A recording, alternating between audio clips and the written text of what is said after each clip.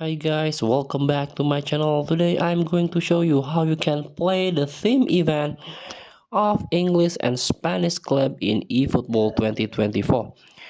So please choose your team, your favorite team. Before we start, I made this video for beginner new into this game, still confusing how you can challenge the event, complete the objective so you can get ton of reward from this game. Let's get started by tap the match or dream team match. Tap the events, the first one, and try to search this one, English and Spanish club team event. Event conditions apply. Tap the enter.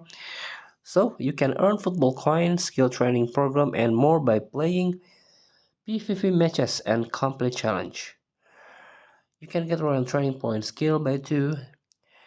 Tap the enter. So you can choose your team from this event.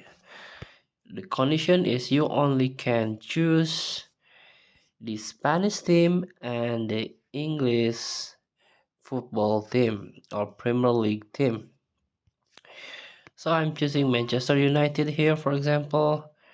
Tap next, tap the enter. So their objective here, aim for 1 win, 2 and 3 objective.